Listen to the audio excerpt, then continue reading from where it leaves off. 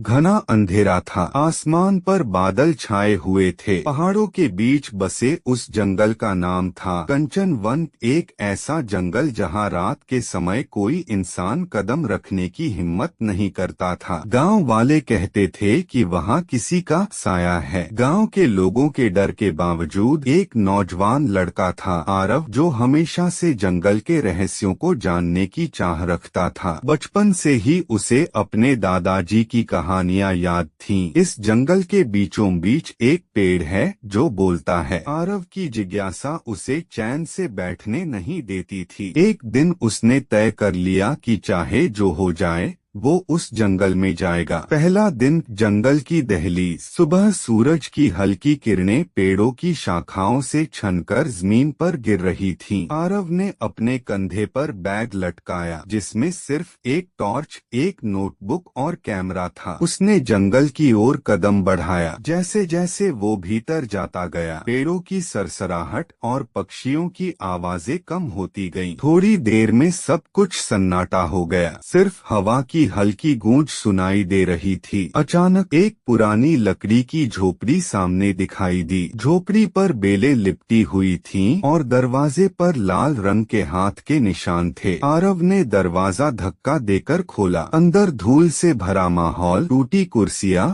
और बीच में एक पुरानी डायरी पड़ी थी। डायरी के पहले पन्ने पर लिखा था, जो इस जंगल का सच जानना चाहता है उसे अपनी सबसे बड़ी डर का सामना करना होगा। आरव के रोंगटे खड़े हो गए। दूसरा दिन रहस्यमयी पे। अगले दिन वो फिर लौटा। इस बार उसने डायरी के पन्नों को ध्यान से पढ़ा। डायरी किसी वैज्ञानिक की थी जो सालों पहले इस जंगल में प्रयोग कर रहा था। उसमें लिखा था कि कंचन वन के बीचों बीच एक ऐसा पेड़ है जो रात में चमकता है और जो भी उसके पास जाता है कभी वापस नहीं आता। आरव ने फैसला किया, वो उस पेड़ को खोजेगा। वो चलता गया। घंटों तक जंगल का रास्ता और घना होता गया। शाम ढल चुकी थी जब उसने देखा दूर कहीं नीली रोशनी टिमटिमा रही थी। वो दौड़कर वहां पहुंचा और उसके सामने था वो पेड़ जिसकी शाखाएं नीली चमक में दमक रही थीं। उसकी आंखें हैरानी से खुली की खुली रह गईं। पेड़ की जड़ों के नीचे से एक आवाज आई, तू यहाँ क्यों आया है? आरव डर गया। उसने चारों ओर देखा, कोई नहीं था। आवाज फिर आई, जो खोजता है उसे सच्चाई का सामना करना ही पड़ता है। पेड़ के नीचे मिट्टी हिली और वहाँ से एक पुरानी लाश जैसी आकृति उठी। वही वैज्ञानिक जो डायरी में था। उसकी आंखें अब नीली चमक रही थीं। आरव पीछे हटने लगा मगर उसकी टॉर्च अपने आप बुझ गई। पेड़ के पत्ते हवा में हिलने लगे और जमीन कांपने लगी। फिर अचानक सब कुछ शांत हो गया। आरव बेहोश होकर जमीन पर गिर पड़ा। तीसरा दिन सच्चाई। जब उसकी आंखें खुली तो वो एक झोपड़ी में था। सामने एक बूढ़ा बाबा बैठा था। बाबा बोले, तू बच गया बेटा, बहुत कम लोग वहाँ से लौटते हैं। आरव ने पूछा, वो पेड़ क्या है बाबा? बाबा बोले, वो पेड़ एक श्राप का प्रतीक है। सालों पहले यहाँ के गांव वालों ने एक साधु को धोखा दिया था। साधु ने श्राप दिया, तुम्हारा लालच तुम्हें निगल जाएगा। उस दिन से वो साधु उसी पेड़ में समा गया और अब हर वो इंसान जो लालच या जिज्ञासा से वहाँ जाता है उसी पेड़ की जड़ों में समा जाता है। आरव सन्न रह गया। वो समझ गया कि कुछ रहस्य सिर्फ जानने के लिए नहीं, सम्मान करने के लिए होते हैं। वो गांव लौटा और उसने उस जगह को हमेशा के लिए बंद करने की सलाह दी।